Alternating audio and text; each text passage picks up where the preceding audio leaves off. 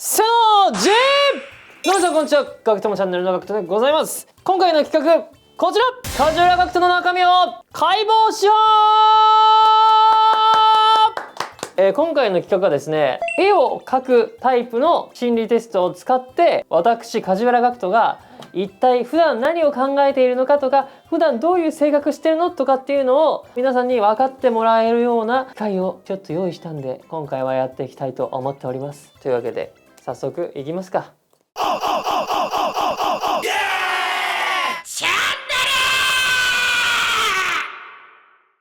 船を描いてください。ほうほうほう。それだけですか。おお。はい。こんな感じですかね。どこにどう船を描いたかとかでまたそのちょっと違った指導資料を読み解くことができるんですけど、船の場所が大事になります。まず一つ。場所？上、真ん中、下でくくるんですけど、真ん中の人は現実主義者で何事にもきっちり物事をコツコツと進めていくオタク系のタイプああ、なるほどねの性格をしている。きっちりかどうかわかんないけどオタク系ではあるかもしれないですね。もう一つ、船のディティール。ああ、なるほど。細部まで凝ったか凝ってないか。全然凝ってないですね。大雑把な描写で船を描いた人は利益や刺激に心を奪われて危険を冒すタイプです。ギャンブラーってことですかね。リスクをあまり考えずに自由奔放に行動してしまうギャンブラーといってトラブルになることが多いので、ああ、気をつけなきゃいけないですね。なんか思うところありますか？まあ浪費は激しいかもしれないですね。割と。梶原さん、ちなみにこれ船どっちに進んでますか？こっち向きに漕いでるからこっちに進んでますね。こっち。左に進んでいる方は脳の思考だったりどういうタイプの考え方をしているかっていうのなんですけど、言葉の世界とかにはあまり興味がなく、商売や自然科学に興味を持つ傾向があると言われます。自然科学何それどういうこと？はいはいはい。逆に右向きだったりとかしたら、作家タイプだったりとか、言葉選びのセンスがある方が右向きを選びます。そっちかとそっちだとありがたかったんですけどね。職業からね。おなるほどね。ああ、そうか。深層心理的には僕は自然科学とかそういうバイオテクノロジー的なのに興味があったんですかね。科学者の方が向いてああ、なるほど。科学者。科学者向きだったり。ああ、いいですね。ちょっとマッドな感じになりたいですね、僕。じゃあ次。先ほどのやつとかいろんなウェブページとかから拾ってきたやつなんですけど、はいはいはい。今回が結構正式なテストでして、おバウムテスト。バウムテスト。もう心理学者のコッホって方が考えた心理テストで。コッホ。コッホ。コッホ。梶原さんがコッホさんですか。言ったやつって心理学者じゃないでしょ。あ、ゴッホさんですか。コッホさんね。コッホさん。ゴじゃない方ですね。コッホさんね。難しいな。で、書くもの今から指定します。はい。紙を好きなように使っていいので、なるべく丁寧に木を含んだ景色を自由に描いてください。なるほどね。はいはいはい。はい。できました。僕が描いた木を使った風景をこちら。こんな感じです。でっかい木があって、まあ一本もうね幹が長くてこうシュッと立てて上の方にもしゃもしゃしてて、根はめちゃくちゃ強く張ってる感じ。コウモリさんがいてて、鳥さんが飛んでいて、でここに僕がひょっこりはんして「おーい」って言ってる感じです。梶原さんなんです。はい、僕です。じゃあその絵をもとに、はい、今回バウムテスト、はいはいはい。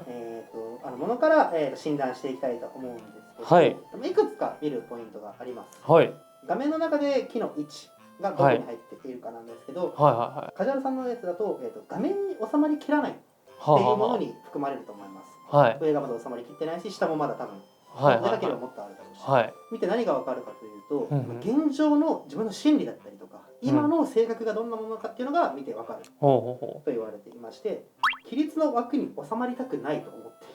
ああ、めちゃくちゃそうですね。収まれる人にはなりたくないって、もう高校の時から学校の校則に従わないマンだったんで、僕は。高校の時から今もそうなんですか？今もちょっとその気はありますね。わかる、それは。で、もう一つは木を見る視点、自分がどこから見ているかなんですけど、これは俺ここにいるから。ただ下から見上げてるっていう判定でいいですか？そうですね。下から見上げていると願望が口に出せなくて諦めることが多い。現状だって規律は守りたくないけど願望はあるけどなかなか言えないんだよな。ああ、なるほどね。ちょっともどかしい感じの人ですね。なんかちょっと度胸なさそうですねそれ。なんかぽくなってきました、確かにね僕っぽいですね。木の周りにあるもほうほうほう。ので見ることができます。ほでう。あ今じゃあコウモリさんと鳥さんと僕ですね。そうですね、の項目ありまして、はい。花、蝶、虫、鳥などが取り囲む場合。お鳥さんが囲んでる。そうほら。これはちやほやされたい願望。そっちかい。ああなるほどね。まあなくはないかな。嬉しいですよね。ああそうですね。じゃあ次、葉や実の表現。うん。何個かあるんですけど、はい。葉が枝先を覆っているっていう条件があって覆ってますね。うん。っていうのが一番だと思うんですけど、人との関わりで本音を見せようとしない。これどうですか？いやどうですかね。建前は少ない方だと思ってるんですけど自分としては。なるべく言うようにしてる。はい自分のことを。うん。ただ深層心理はああ隠してんのか隠してる。な。まあコミュ障だしな。それはそうかもしれないですね。っていう項目になります。なるほどね。なので総括をすると、規律の枠に収まりたくなくて願望が口に出せずちやほやされたい願望もあり人との関わりでなかなか本音を見せようとしないというのがその絵を見てなんかコッホさんのやったやつ大体合ってる気すんな。すごいですね。やっぱ教育現場とかで使われてるんですよねこれ。そうですいろんなところでああこれは正確だわ。うんなんか僕から見てもなんかあーって思う思いましたやっぱり。規律に収まりきらないところが一番そこはね改めて自分やっぱそんなとこあったなって思うなこれは。これリンクとか貼れるんですか？もちろんですコッホさんのやつとか。はいコッホさんのやつのじゃあちょっとそれやってみてください皆さん。やって自分に当てはまるやつ見てほしい。これいろんな人見てみたいですね。確か学友の他の人の同じやつを見てみたら面白いかもしれない、ねやりましょう。そっかちやほやされたいんかこれ鳥とコウモリは。だって自分出てきてます確かにね。わかりました。てなわけで、今回は心理テストをいくつかやってみてまあどうだったかな。皆さん僕が診断された結果はああそうだねと思ったかそうでもないんじゃないって思ったかまあいろいろ思った人いると思いますけども僕としては割と合ってたんじゃないかなって今思ってます。そんなわけで是非一緒にやってみてください。よろしくお願いします。ほんじゃこの動画良かったと思ったらグッドボタン&チャンネル登録の方よろしくお願いします。じゃあまた次の動画でお会いしましょう。そんじゃまたねバイバイ。